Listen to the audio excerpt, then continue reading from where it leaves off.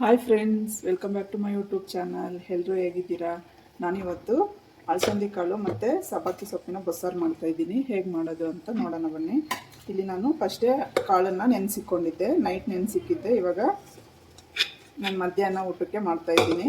ನೋಡಿ ಎಷ್ಟು ಚೆನ್ನಾಗಿ ನೆಂದಿದ್ದೆ. ಈ ಥರ ನೆನೆಸ್ಕೊಂಡ್ರೆ ನಾವು ಬೇಗನೆ ಬೆಂದುಬಿಡ್ತವೆ.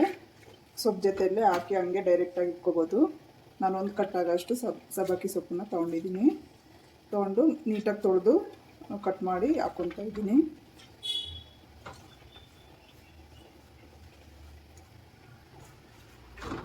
ಈ ಸಬ್ಸಿಗೆ ಸೊಪ್ಪಂತೂ ಹೆಲ್ತಿಗೆ ತುಂಬಾ ಒಳ್ಳೆಯದು. ಈ ರೀತಿ ಸೊಪ್ಪು ಸಾರು ಮಾಡಿದ್ರೆ ಮನೆಯಲ್ಲಿ ತುಂಬ ಇಷ್ಟಪಟ್ಟು ತಿಂತಾರೆ. ಹಂಗಾಗಿ ವಾರಕ್ಕೊಮ್ಮೆ ಆದರೂ ಮಾಡ್ಕೊಂಡು ತಿನ್ನಬೇಕು. ಹೆಲ್ತ್ಗಂತೂ ತುಂಬಾ ಒಳ್ಳೆಯದು. ಇವಾಗ ನಾನು ಒಂದು ಅರ್ಧ ಭಾಗದಷ್ಟು ನೀರನ್ನು ಸೇರಿಸ್ಕೊತಾ ಇದ್ದೀನಿ. ನೋಡಿ, ನಾನಿಲ್ಲಿ ಸೊಪ್ಪು ಮುಳುಗೋ ಅಷ್ಟು ನೀರನ್ನು ಹಾಕ್ಕೊಂಡಿದ್ದೀನಿ. ಇವಾಗ ರುಚಿಗೆ ತಕ್ಕಷ್ಟು ಉಪ್ಪನ್ನು ಹಾಕ್ಕೊಂಡು ಕುಕ್ಕರ್ ಲಿಡ್ಡನ್ನು ಕ್ಲೋಸ್ ಮಾಡಿ ನಾನು ಒಂದು ಎರಡು ವಿಜಿಲ್ ಅಥವಾ 3 ವಿಜಿಲ್ ಕೂಗಿಸ್ಕೊತೀನಿ.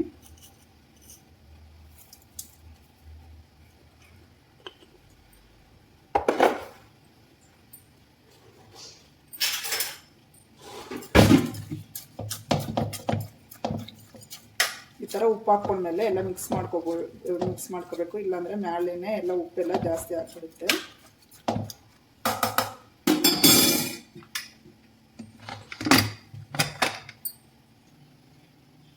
ನೋಡಿ, ಇವಾಗ ನಾನು ಗ್ಯಾಸ್ ಮೇಲೆ ಇಟ್ಟಿದ್ದೀನಿ.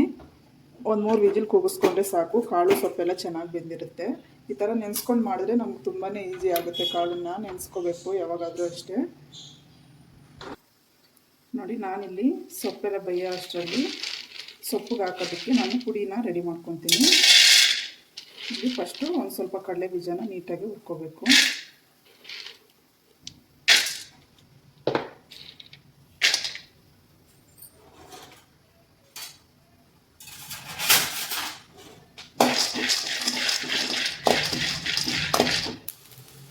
ನೋಡಿ, ಕಡಲೆ ಬೀಜ ಎಲ್ಲ ಇವಾಗ ಫ್ರೈ ಆಯಿತು. ನಾನು ಒಂದು ಪ್ಲೇಟ್ಗೆ ಹಾಕ್ಕೊತಾ ಇದ್ದೀನಿ. ಸ್ವಲ್ಪ ತಣ್ಣಗಾದ್ಮೇಲೆ ಸಿಪ್ಪೆ ಬಿಡಿಸ್ಕೋಬೇಕು. ಸ್ವಲ್ಪ ತಣ್ಣಗಾದರೆ ಸಿಪ್ಪೆ ನೀಟಾಗಿ ಬಿಡುತ್ತೆ ನಮಗೆ. ಸ್ವಲ್ಪ ಹೊತ್ತು ಬಿಡೋಣ ನನಗೆ.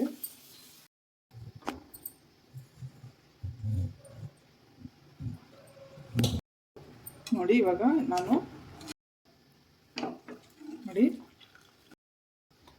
ನಾನಿವಾಗ ಸಾರು ರುಬ್ಕೊಳ್ಳೋದಕ್ಕೆ ಒಂದು ಸ್ವಲ್ಪ ಈರುಳ್ಳಿ, ಬೆಳ್ಳುಳ್ಳಿ ಹಾಕ್ಕೊತಾ ಇದ್ದೀನಿ.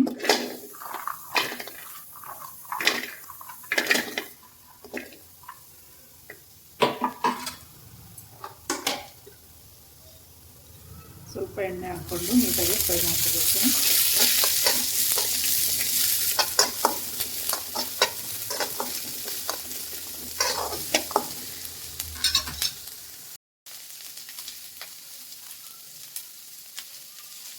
ಮತ್ತು ಒಂದು ಟೊಮೊಟೊನ ಕಟ್ ಮಾಡಿ ಹಾಕ್ಕೊತಾ ಇದ್ದೀನಿ.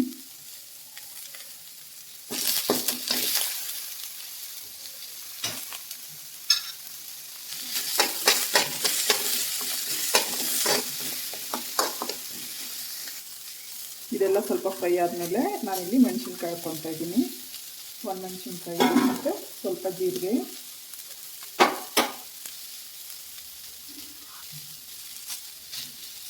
ಒಂದು ಸ್ವಲ್ಪ ಕಾಳು ಮೆಣಸು. ಈ ಜೀರಿಗೆ ಕಾಳು ಮೆಣಸು ಹಾಕಲೇಬೇಕು ಬಸ್ಸಾರಿಗೆ, ಇಲ್ಲಾಂದರೆ ಅದು ಬಸ್ಸಾರು ಥರನೇ ಇರಲ್ಲ. ಮತ್ತು ತುಂಬಾ ಚೆನ್ನಾಗಿರುತ್ತೆ. ಇದೆಲ್ಲ ಸ್ವಲ್ಪ ಟೊಮೊಟೊ, ಈರುಳ್ಳಿ, ಬೆಳ್ಳುಳ್ಳಿ ಎಲ್ಲ ಫ್ರೈ ಆದಮೇಲೆ ಲಾಸ್ಟಲ್ಲಿ ಹಾಕ್ಕೋಬೇಕು. ಜೀರಿಗೆನು ಮತ್ತು ಪೆಪ್ಪರು, ಮೆಣಸಿನ್ಕಾಯಿ ಅಷ್ಟೇ ಹಾಕ್ಕೊಂಡ್ರೆ ಎಲ್ಲ ಸೀದೋಗ್ಬಿಡುತ್ತೆ.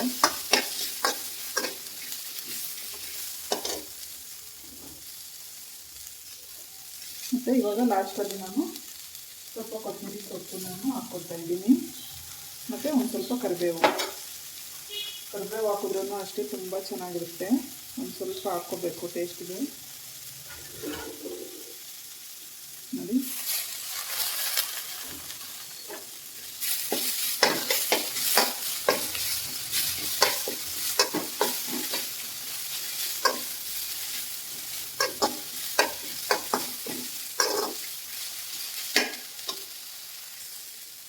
ನೋಡಿ, ಇವಾಗ ಇದನ್ನು ಒಂದು ಪ್ಲೇಟ್ಗೆ ಹಾಕ್ಕೋಬೇಕು. ಸ್ಟವ್ ಆಫ್ ಮಾಡಿಕೊಂಡು ಇವಾಗೆಲ್ಲ ಫ್ರೈ ಆಯಿತು.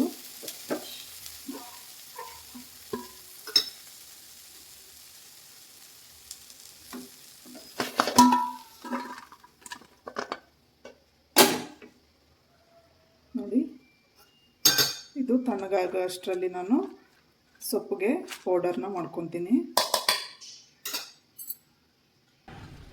ನೋಡಿ, ನಾನಿಲ್ಲಿ ಈ ಕಡಲೆ ಬೀಜ ಪೌಡರ್ಗೆ ಫಸ್ಟು ಕಡಲೆ ಬೀಜ ಈ ಪುಡಿ ಹಾಕಿದ್ರೆ ಸೊಪ್ಪು ತುಂಬಾ ಚೆನ್ನಾಗಿರುತ್ತೆ. ನೀವು ಬರೀ ಹಸಿಕಾಯಿ ಬೇಕಾದರೂ ತುರಿದು ಹಾಕ್ಕೋಬೋದು. ನಾನು ಎರಡೂ ಹಾಕ್ತೀನಿ. ನೋಡಿ,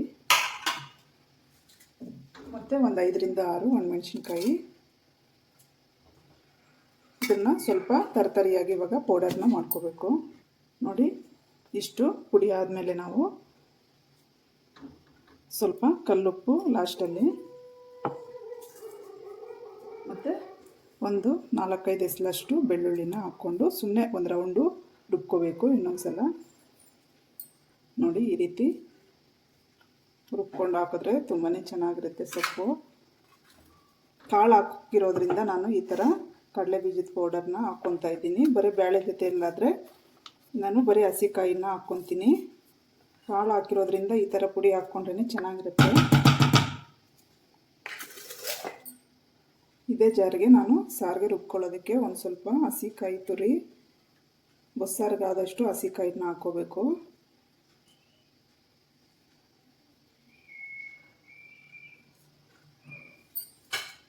ಮತ್ತು ಅವಾಗೆ ಫ್ರೈ ಮಾಡಿ ಇಟ್ಕೊಂಡಿದ್ವಲ್ವ ಅದನ್ನೆಲ್ಲ ಹಾಕ್ಕೊತಾ ಇದ್ದೀನಿ ನಾನು ಇವಾಗ.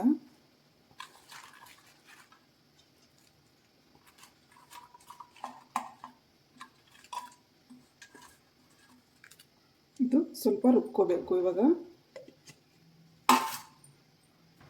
ನೋಡಿ, ಇವಾಗ ಇಷ್ಟು ನುಣ್ಣಗಾಗಿದೆ. ಇದು ಇವಾಗ ಇನ್ನೊಂದು ಸ್ವಲ್ಪ ನುಣ್ಣಗಾಗಬೇಕು. ನಾನಿಲ್ಲಿ 1 ಸ್ಪೂನಷ್ಟು ಸಾಂಬಾರು ಪುಡಿನ ಹಾಕ್ಕೊತೀನಿ. ಅಚ್ಕಾರದ ಪುಡಿ ಏನು ಬೇಡ, ಮೆಣಸಿನ್ಕಾಯಿ ಹಾಕ್ಕೊಂಡಿರ್ತೀವಲ್ಲ ಹಂಗಾಗಿ ಹಾಕ್ಕೋಬಾರ್ದು. ನೀವು ಮೆಣಸಿನ್ಕಾಯಿ ಯೂಸ್ ಮಾಡಿಲ್ಲ ಅಂದರೆ ಅಚ್ಕಾರದ ಪುಡಿನೂ ಸ್ವಲ್ಪ ಹಾಕ್ಕೋಬೇಕು. ಇವಾಗ ಇದು ರುಬ್ಕೊಂಡ್ರೆ ಬಸ್ಸಾರಿಗೆ ಮಸಾಲೆ ರೆಡಿ ಆಗುತ್ತೆ. ನೋಡಿ, ಇವಾಗ ನಾನು ಸಾರಿನ ಜೊತೆಗೆ ಖಾರನೆಲ್ಲ ಬೆರೆಸ್ಕೊಳ್ತಾ ಇದ್ದೀನಿ.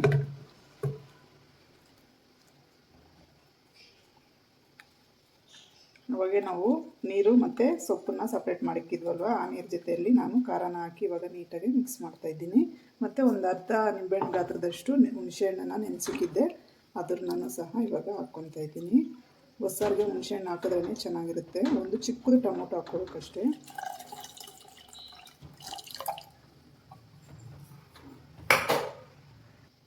ನೋಡಿ, ಇವಾಗ ನಾನು ಸೊಪ್ಪನ್ನು ನೀಟಾಗಿ ಈ ಸಾರು ಜೊತೆಗೆ ಈ ಥರ ಹಿಂಡಿಬಿಟ್ಟು ಈ ಥರ ಹಿಂಡಬೇಕು. ಇಲ್ಲಾಂದರೆ ನೀರಿರುತ್ತೆ ಸೊಪ್ಪೆಲ್ಲ. ಹಾಗಾಗಿ ಈ ರೀತಿ ಎಲ್ಲ ಸೊಪ್ಪನ್ನು ನೀಟಾಗಿ ಈ ಥರ ಹಿಂಡ್ಕೊಂಡು ಹಾಕ್ಕೋಬೇಕು.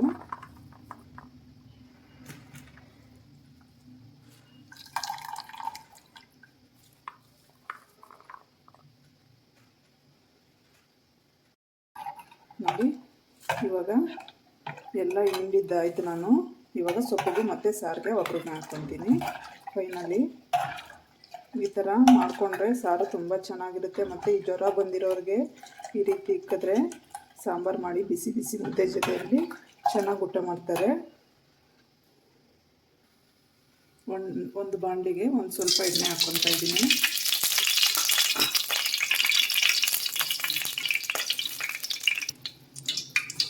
ಒಂದು ಸ್ವಲ್ಪ ಸಾಸಿವೆ,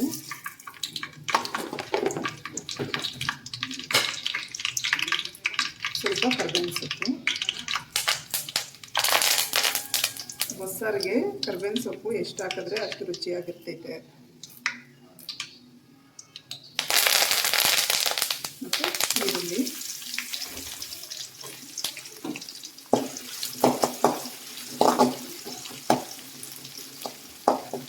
ನಾನು ಇದೇ ಒಗ್ಗರಣೆನೇ ಸ್ವಲ್ಪ ಸಾರಿಗೂ ಸಹ ಹಾಕ್ಕೊತೀನಿ. ಮತ್ತು ಅದಕ್ಕೆ ಸಪ್ರೇಟ್ ಏನು ಹಾಕೋಕ್ಕೋಗಲ್ಲ.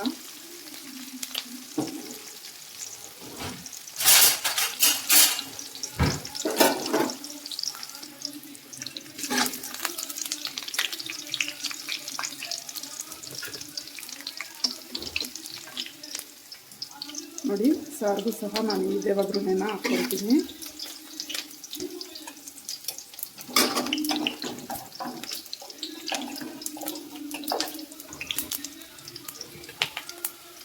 ಮತ್ತು ಇವಾಗ ಎರಡು ರುಚಿಗೆ 3 ಒಣಮೆಣಸಿನ್ಕಾಯಿ, ಇನ್ನೂ ಒಂದು ಸ್ವಲ್ಪ ಈರುಳ್ಳಿ ಇದೆ. ಒಂದೇ ಸಲ ಎಲ್ಲ ಹಾಕೋಬಾರ್ದು, ಈರುಳ್ಳಿ ಜಾಸ್ತಿ ಫ್ರೈ ಆಗಿಬಿಡುತ್ತೆ. ನಾನು ಸಾರಿಗೆ ತೆಕ್ಕೊಂಡು ಮತ್ತೆ ಈರುಳ್ಳಿನ ಹಾಕ್ಕೊಂಡಿದ್ದೀನಿ, ಉಳಿದಿರೋ ಈರುಳ್ಳಿನ.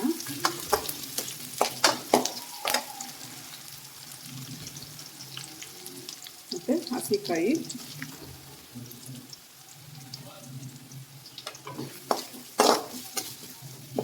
ಕಾಯಿ ಹಾಕೊಂಡ್ಮೇಲೆ ನಾವು ಜಾಸ್ತಿ ಫ್ರೈ ಮಾಡಬಾರ್ದು. ನೋಡಿ ಇವಾಗ ಸೊಪ್ಪನ್ನು ಹಾಕ್ಕೊತಾ ಇದ್ದೀನಿ ನಾನು.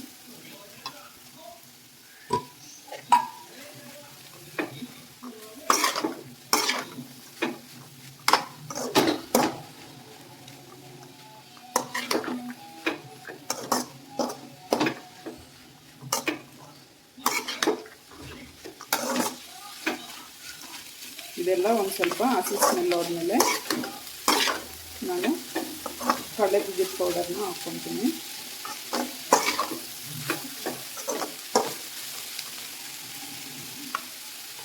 ನೋಡಿ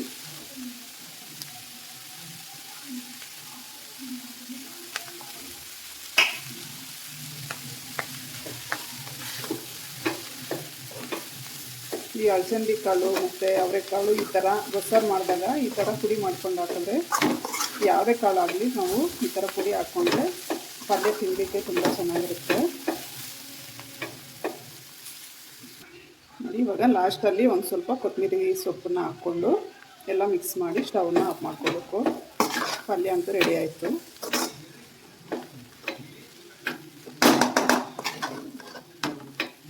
ಈ ರೀತಿ ಒಮ್ಮೆ ಟ್ರೈ ಮಾಡಿ ನೋಡಿ, ತುಂಬಾ ಚೆನ್ನಾಗಿರುತ್ತೆ.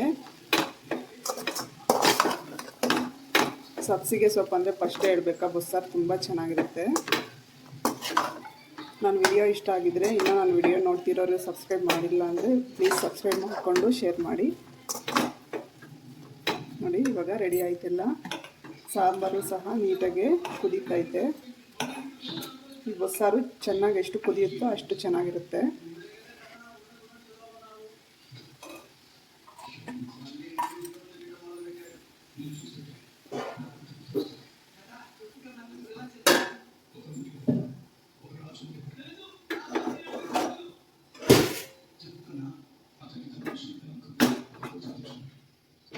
ನೋಡಿ ಸಾರನ್ನು ಸಹ ನೀಟಾಗಿ ಕುದೀತೈತೆ.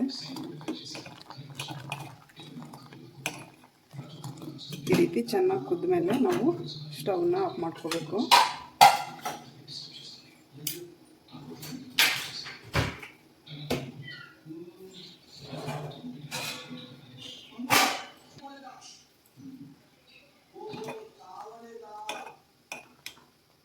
ಉಪ್ಪು ಏನಾದರೂ ಸಾಲ್ಟೇಜ್ ಇದ್ದರೆ ಇವಾಗ ನಾವು ಟೇಸ್ಟ್ ಮಾಡಿ ಹಾಕ್ಕೋಬೇಕು.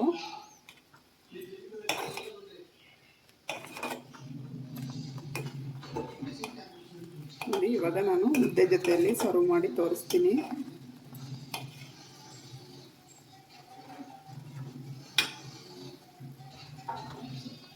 ನನ್ನ ಮಗನಿಗೆ ಚಿಕ್ಕ ಮಗನಿಗೆ ಜ್ವರ ಬಂದಿತ್ತು, ಹಂಗಾಗಿ ನಾನು ಇವತ್ತು ಬಸ್ಸಾರು ಮಾಡ್ತಾಯಿದ್ದೀನಿ. ಈ ರೀತಿ ಮಾಡಿಕೊಟ್ರೆ ಜ್ವರ ಬಂದಾಗ ಅವ್ರಿಗೆ ಬಾಯಿ ಸಪ್ಪೆ ಆಗಿರುತ್ತಲ್ಲ, ಹಂಗಾಗಿ ಚೆನ್ನಾಗಿ ತಿಂತಾರೆ.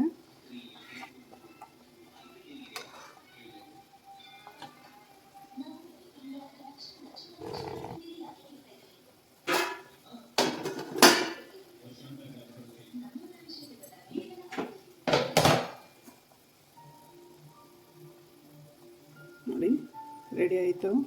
ಇವಾಗ ಅವನಿಗೆ ತಿನ್ನಿಸ್ಬಿಡ್ತೀನಿ ಹೋಗಿ ಬಿಸಿ ಬಿಸಿ ಮುದ್ದೆ. ಈ ರೀತಿ ನೀವು ಒಂದ್ಸಲ ಟ್ರೈ ಮಾಡಿ, ತುಂಬಾ ಚೆನ್ನಾಗಿರುತ್ತೆ. Thank you friends.